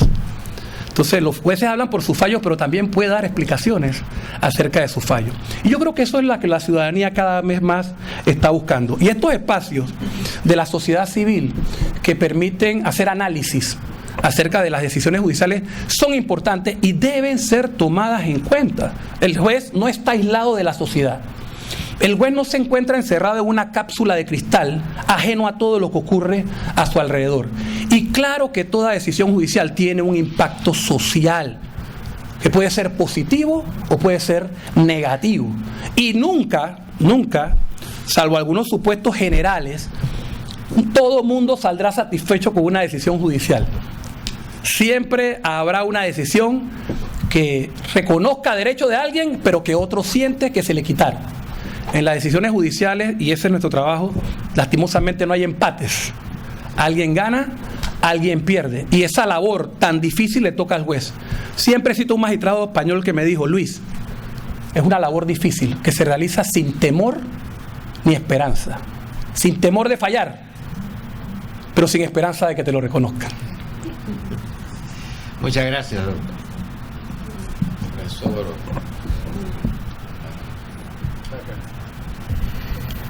Muy bien, muy buenos días. Soy Rafael Candanedo, de la Alianza Ciudadana Pro Justicia. Quiero aprovechar para decir que aquí en este lugar se van a sentar mujeres también, esta tarde, en los próximos días, y eso me alegra mucho. Y espero también que en el futuro en la Corte Suprema haya paridad. Así que también estoy en esa línea, por algunas cosas que se han dicho aquí. Entonces me compromete, voy a tener que decirle a la secretaria general que me reemplace a mí aquí. También, no hay, ¿sería bueno? ¿Sería bueno? No hay paridad. Sí. Bueno, en primer lugar, Luis, doctor Luis, felicitarlo por la exposición. Yo tuve el privilegio de conocerlo cuando ya estaba la toga todavía recién planchada, y escuchar todo lo que ha hecho y llegar hasta el doctorado, creo que es algo muy meritorio, muy bueno. Toda la carrera que ha hecho, yo creo que nos da mucha confianza. Y hablando justamente de percepción, nosotros con esa corte vamos de tumbo en tumbo. Hace 2 años y poco nosotros estuvimos en este mismo lugar, casi haciendo lo mismo, casi que ya esta película la vimos, y bueno, teníamos toda la ilusión, y designaron unos señores allí, unas personas, estábamos contentos, hombre y mujer y todo, y cuando llegan allá, el primer día ya hubo un problema de percepción. En el día 1, allí puede salir el mejor fallo, puede darle doctrina al Tribunal de la Haya, todo eso, pero ya esa percepción quedó allí. Entonces, ¿cómo veamos a Luis Camargo allá donde quiere llegar. ¿Cómo atendería esto que justamente ha estado en este momento discurriendo de la percepción de una sociedad que construye percepción con estereotipos, la construye con prejuicios, la construye con, bueno, el resto de las redes sociales? Yo al inicio estaba tomando notas aquí, pero alguien me escribió y me dijo, deja el celular, y yo estaba usando las notas aquí. Entonces ya es una percepción, quedé mal y le he tenido que pedir aquí al Padre, para estar más cerca de Dios, pedirle que me preste su pluma para no seguir. O sea, así se construye la percepción. Y entonces cada día más la gente está participando en la vida social. Algunos dicen que hay que salir en manifestación, pero sí es que está en las redes sociales, está la gente allí y está viendo, está sintiendo lo que está haciendo el magistrado. Y a veces esa percepción vale más que la verdad que está en ese expediente, que está en esa decisión que, como usted bien dijo, nunca es de empate. ¿Cómo lidia con eso? Vamos a decir, bueno, hoy es magistrado, pero acá magistrado de la Corte, magistrado supremo Luis Camargo. No hoy, yo quiero verlo allá. ¿Cómo lidiaría con eso? Gracias, profesor, por la pregunta. Definitivamente que el tema de la percepción es un tema complejo. Y es un tema complejo porque tiene muchas aristas, tiene muchas situaciones. Hay percepciones positivas, hay percepciones negativas. Y en una época, como dice usted, de redes sociales y de organismos que crean tendencias de opinión, definitivamente que pueden inclinarse en uno u otro sentido esas percepciones. Yo creo claramente que la visual de la percepción que pueda tener la ciudadanía acerca de lo que es el sistema de justicia es un factor a tomar en cuenta. Precisamente, la Comisión de Pacto de Estado por la Justicia en el año 2005 nace de unos conflictos que se generaron a nivel de la Corte Suprema de Justicia, donde integrantes de la sociedad civil, del Ministerio Público, del órgano judicial y otros más, a iniciativa del entonces presidente, decidieron conformar una comisión. Fíjese el nombre: un pacto de Estado por la justicia. ¿Tendiente a qué? A mejorar el sistema de administración de justicia. Y en ese pacto es que estamos en un evento como este. Pero una vez asume uno la función judicial, adquiere la condición del cargo, tu deber como funcionario constitucional y legal es acatar la Constitución y la ley. Luego, tus decisiones van a generar alguna percepción. Tus actuaciones van a generar alguna percepción. Evidentemente, el magistrado no puede sustraerse de esa opinión y de esas percepciones. Debe valorarlas, debe escucharlas, debe tomar en cuenta. Eso le permite a él hacer una reconstrucción cognitiva o mental acerca de cuál fue el impacto que generó esa decisión y cuáles fueron los cuestionamientos que se le dieron a esa decisión, que ya ha sido tomada, ya es una decisión en firme, y cuando provienen de la Corte son definitivas e irrevocables, pero que a futuro puedan servir del marco, digamos así, de orientación acerca de algunas decisiones que sabe uno que van a impactar a la sociedad.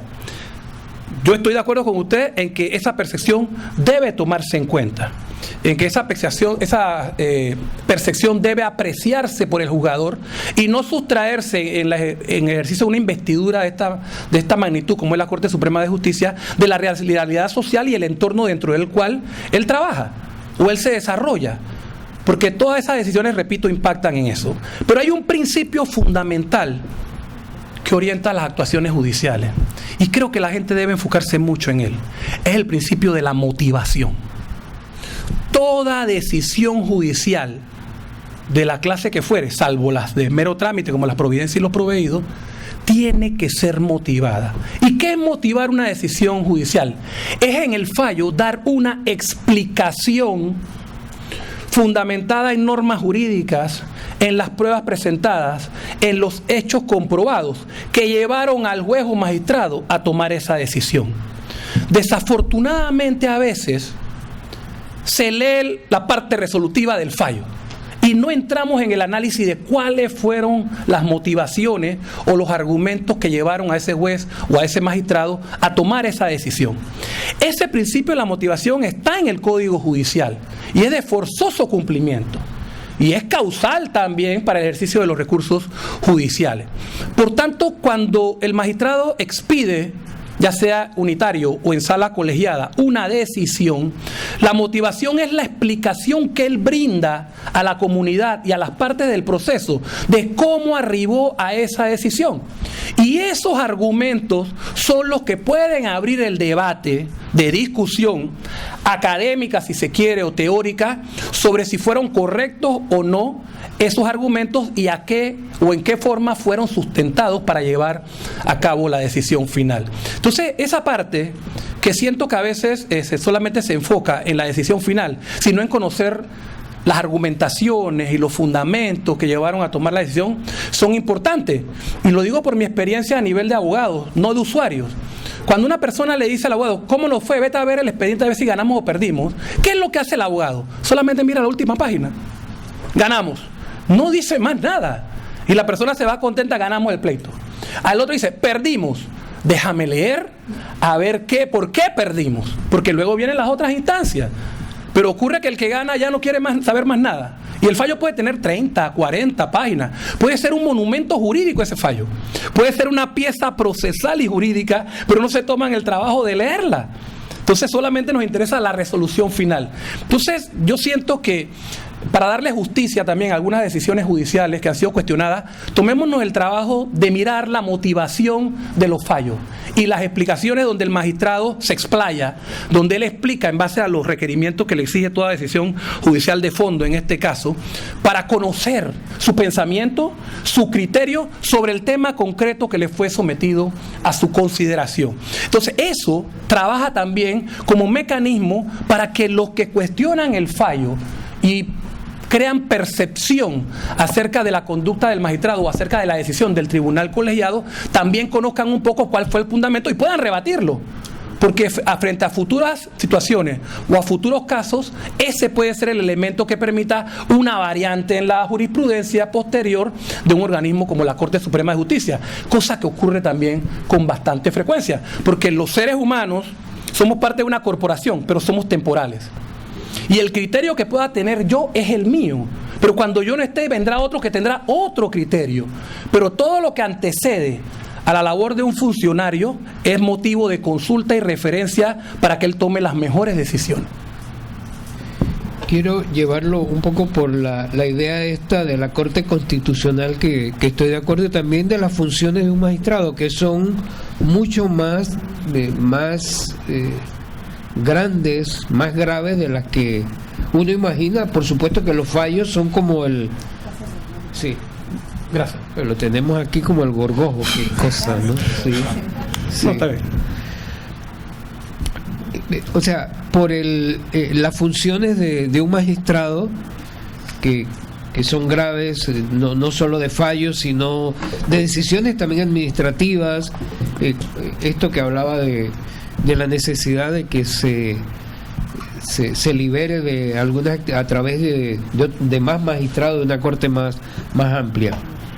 En ese sentido, hay algo que a mí me espanta cuando lo supe, todavía en realidad sí no he podido dormir bien, y es el grado de interinidad que hay de jueces dentro de los tribunales.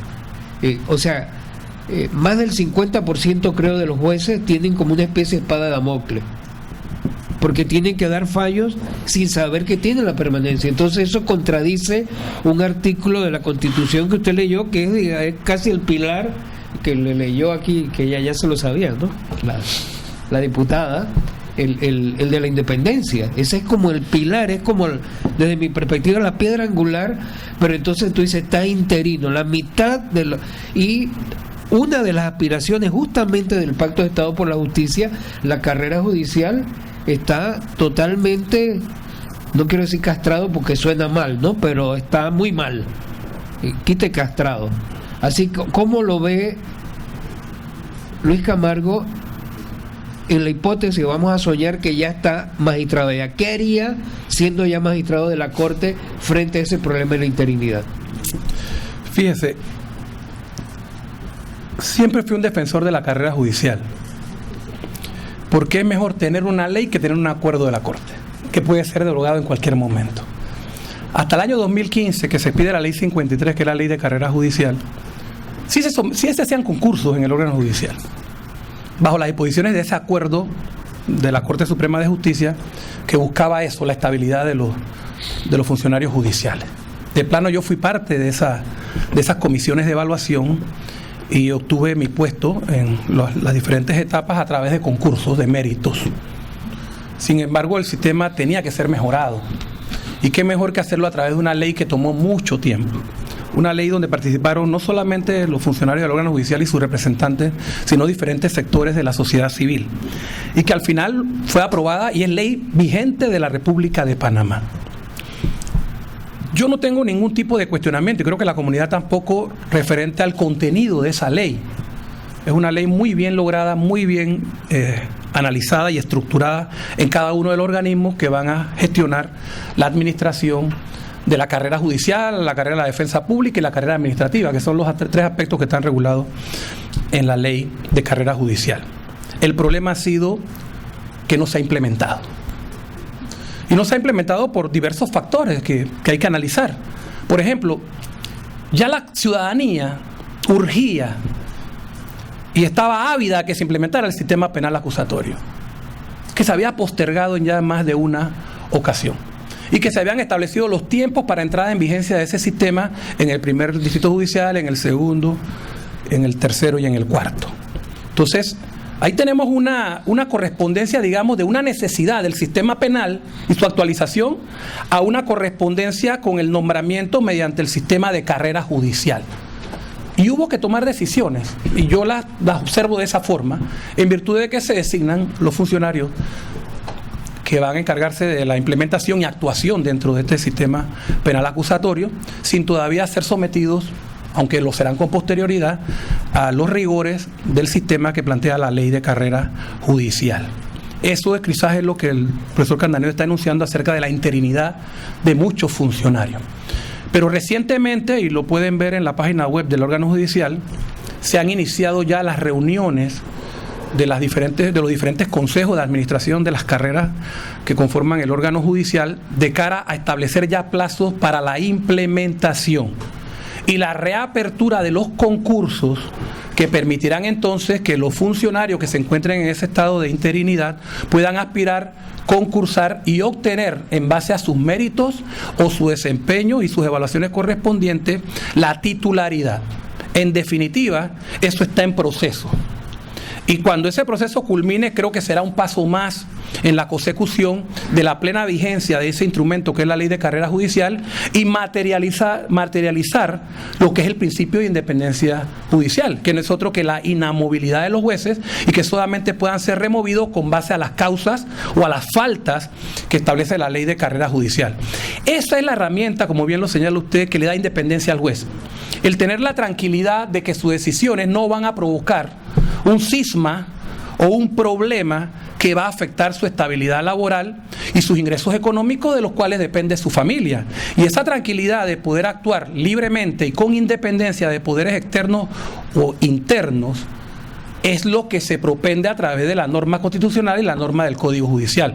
Entonces, evidentemente sí hay todavía muchos funcionarios con carácter interino, pero el proceso ya inició. Esperemos que prontamente, y esa es una labor también, porque hay representantes de la Corte Suprema de Justicia en esas comisiones de trabajo y en esos consejos, se logre implementar a la mayor celeridad posible. Pero ahí llegamos a otro problema, el tema presupuestario. Para la implementación de todas estas leyes y de todos estos tribunales, a lo que yo también he hecho mención, se requiere presupuesto. La Constitución dice que el órgano judicial percibirá el 2% de los ingresos corrientes del Estado. Es una suma ínfima comparado con lo que se espera de la comunidad de parte del órgano judicial y los recursos con que cuenta para poder afrontar esa responsabilidad. Y si hablamos de que ese presupuesto generalmente se va en gastos de funcionamiento, ¿dónde quedan los gastos de inversión y de apertura de nuevos tribunales, nuevas posiciones, nuevos funcionarios de carrera judicial, que en base a su escala salarial tienen derecho también a percibir esos beneficios? Entonces, sin recursos se complica todo. Entonces, forma parte también de la labor que debe desarrollar un magistrado de la Corte, en este caso, como parte de una corporación como el Pleno, procurar, insistir y lograr que el presupuesto del órgano judicial sea cónsono con las necesidades que tiene la institución. Y es la única forma de poder decirle a la población: me dieron los recursos, podemos trabajar, podemos lograr los fines que dice la Constitución y la ley. Pero esa carencia trabaja en contra de los funcionarios. Por eso hablo de que, a pesar de todas estas vicisitudes, tener personas dentro del órgano judicial que todavía tienen esa mística de trabajo, que tienen, yo tengo 23, hay otros que tienen 30, 40 años laborando en el órgano judicial, que han dejado su vida para poder dedicársela a la institución. Y todavía tenemos el problema de poder no encontrar digamos así, unas disposiciones que faciliten sus funciones, sus equipos, sus funcionarios, las herramientas que requiere para sus decisiones, los salones de audiencia, el acceso a la bibliografía necesaria para el estudio de los casos, los medios de transporte para las notificaciones, la eficiencia de los sistemas comunes de gestión judicial que son apoyo de los jueces y magistrados. Es una tarea titánica, porque al final el usuario le dice: quiero el fallo, pero no sabe todo lo que se requiere para que ese fallo se emita. Entonces, dotemos al órgano judicial de las herramientas y los recursos para que pueda cumplir con esa función. Y desde la Corte Suprema de Justicia, evidentemente, como organismo rector máximo, se pueden desplegar las acciones y las políticas públicas que logren que a todos los niveles, porque todos somos parte del órgano judicial, eso se realice. Y aquí me lleva un punto que quiero analizar con ustedes y que resulta importante. Fíjense que el tema de la percepción y de los fallos de la Corte generalmente se manifiesta en las apreciaciones de las personas en los casos de alto perfil. Pero a nosotros se nos olvida algo. Mientras yo estoy aquí haciendo esta exposición, hay cientos de jueces emitiendo fallos. Familia, laboral, comercial, marítimo, civil, penal. Si usted tiene una media de una gran cantidad de jueces y magistrados todos los días emitiendo decisiones, resolviendo conflictos sociales, por un caso de alto perfil a veces se afecta toda la opinión que se tiene sobre el resto de todos esos jueces o magistrados que diariamente afrontan esa tarea de administrar justicia. Y me parece que no es justo, porque siempre son titulares, y es legítimo que sea, algunos casos de alto perfil, pero no se dice que el juez municipal de tal región resolvió un problema de alimento de una gente que necesitaba la cuota alimenticia, que la persona que tenía un problema de sus prestaciones laborales le fueron resueltas, que un naviero pudo resolver un conflicto marítimo sobre una carga, que un autor o un titular de una marca se le pudo reconocer su derecho, que alguien que pidió una prescripción adquisitiva en un proceso civil ha logrado que se le dé la propiedad sobre el bien inmueble, que una persona al cual tiene una deuda ha logrado a través de un proceso que se le cancele y se le pague, que un justiciable dentro del sistema penal acusatorio ha logrado hoy su libertad porque no había pruebas de su culpabilidad, y que el culpable también se le respetó su debido proceso y fue objeto de una condena. Esa es una labor diaria de todo un sistema complejo que no se puede ponderar a través de un fallo aislado o dos fallos aislados, porque es una tarea monumental.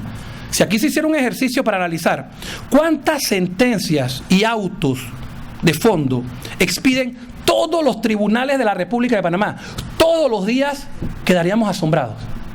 Sin embargo, eso no es noticia. Entonces, la ponderación acerca de la función judicial debe ser equilibrada. En los casos en que amerite la crítica, vale. En los casos en que se entienda que puede haber situaciones de corrupción, evidentemente que valen las críticas y las denuncias correspondientes. En los casos de fallo de los jueces no apegados a derecho, valen las críticas. Pero eso no puede ser una cortina que nos nubla a nosotros para ver la virtud y la eficiencia de la gran mayoría de los funcionarios judiciales que diariamente afrontan su gestión con responsabilidad, con honestidad y con competencia. Doctor Camargo, usted está postulado para la sala civil.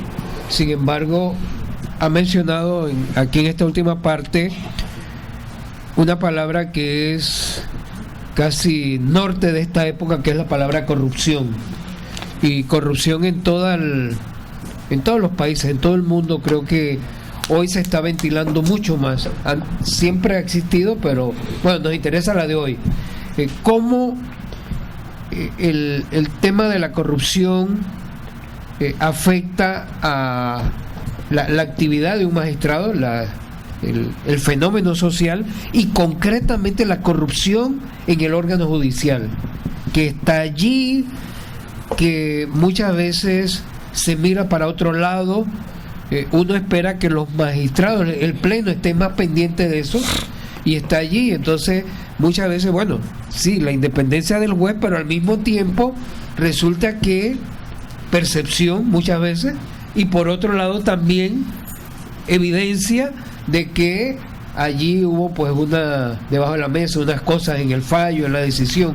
¿Cómo Luis Camargo, doctor Luis Camargo, ya hipotéticamente magistrado de la Corte, va a lidiar con eso? ¿Cómo va a emitir opinión, criterio, tratar de resolver esa situación de la corrupción dentro del órgano judicial?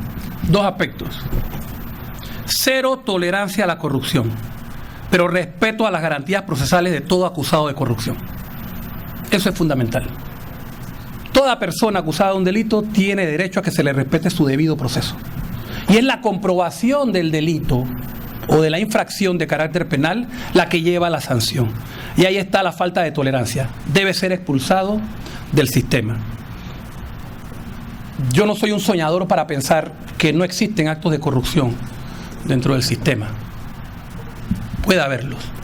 Esos casos tienen que ser denunciados, tienen que ser investigados dentro de cada esfera correspondiente y frente a la autoridad competente, con plena garantía y respeto a la persona que está siendo imputada por un delito.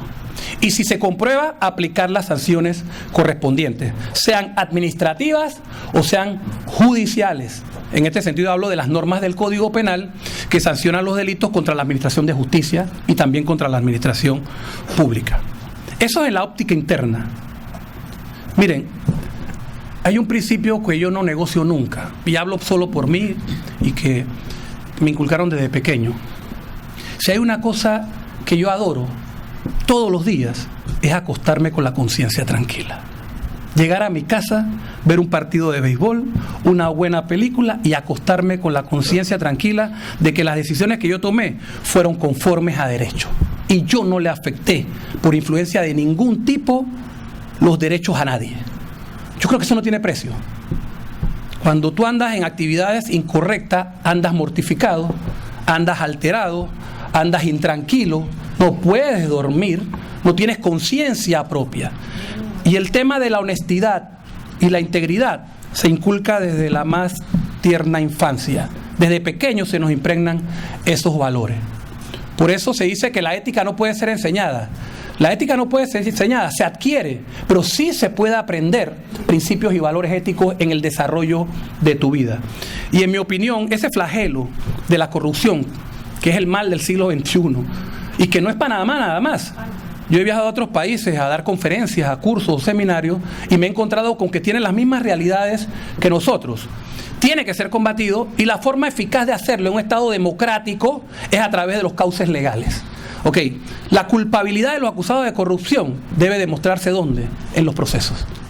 Es ahí donde emana la posibilidad de defensa, la probanza del ilícito y consecuente sanción. Y si eso es así, entonces no habrá otra salida que imponer la sanción correspondiente.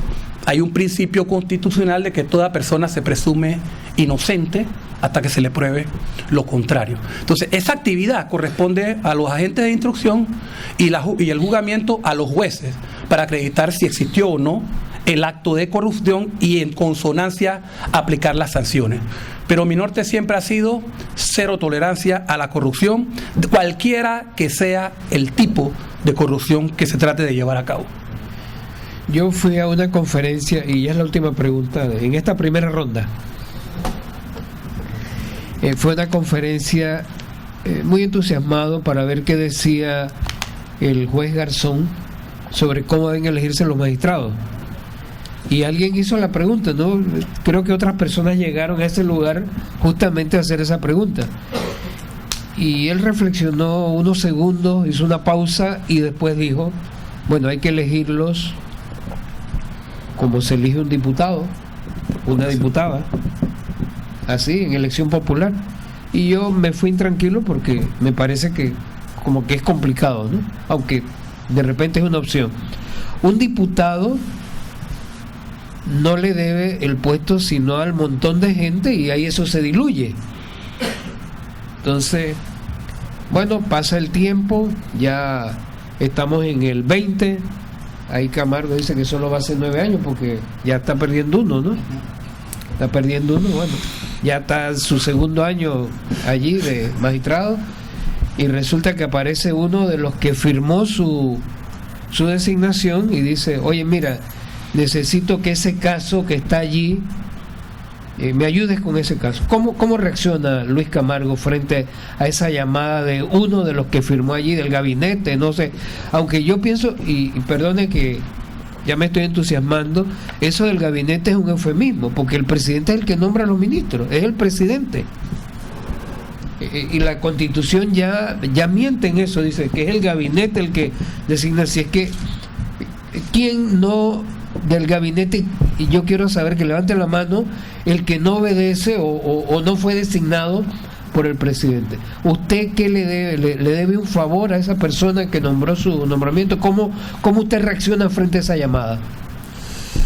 Yo creo que cuando una persona es designada con base a sus méritos y con base a su trayectoria, en el cargo se debe a sí mismo. Que los canales para la designación en ejercicio de las facultades constitucionales lo tenga el Consejo de Gabinete, en mi opinión, no obsta para nada, ni me va a restar a mí ni un ápice de independencia judicial. Cualquiera intento de inmiscuirse en mis funciones de cara a que yo trate de cambiar una decisión o influir en una decisión mía será rechazada inmediatamente. Como señalé hace un momento, yo tomaré siempre mis decisiones, aunque no gusten, apegados a la Constitución y a la ley. No puedo estar tranquilo conmigo mismo pensando que emití un fallo incorrecto atendiendo un requerimiento de una influencia externa. Los valores intrínsecos de mi persona, mis valores familiares, el honor de mi familia, el respeto a mi madre y a mis hijos, siempre serán un norte que guiará mis actuaciones judiciales. Me sentiría muy incómodo, pero jamás acataría una influencia que trate de influir en una decisión que yo deba tomar en la Corte. Venga de donde venga. Y los que me conocen a lo largo de 23 años lo saben. Yo tomo mis decisiones apegados al derecho, sin tomar en cuenta quiénes son las partes que en el proceso participan. Algunas personas que yo conozco o que creí que en algún momento eran amigos míos o compañeros, hoy no me hablan. Me han quitado el habla. Cuando me ven me quitan la cara. Y eso obedece a que mi decisión en un interés de esa persona no les gustó. Pero yo estoy tranquilo, porque mi decisión fue conforme a derecho. Y si no me habla es porque nunca fue mi amigo. Entonces lo que quería era perseguir de mí un interés. Entonces, gracias a Dios, a través de ese proceso de conciencia y realización, me doy cuenta realmente de que no todo el que se acerca con un interés sano, sino a veces con otro tipo de intereses. Y durante 23 años, eso ha sido mi actuación judicial. Y espero poder mantenerla los años que me quedan en el Tribunal Superior, o si es el caso, en la Corte Suprema de Justicia, en la Sala Civil. Gracias, doctor. Gracias. Gracias a usted, profesor. Tiene la palabra Julio. Buenos días, magistrado Camargo. Mire, en el año 2015 se presentó un proyecto de reformas al procedimiento civil que aún está pendiente de debate en la Asamblea Nacional, y dentro de esas propuestas a las reformas del procedimiento civil hay algunos aspectos muy interesantes, entre ellos la desjudicialización de algunos procesos.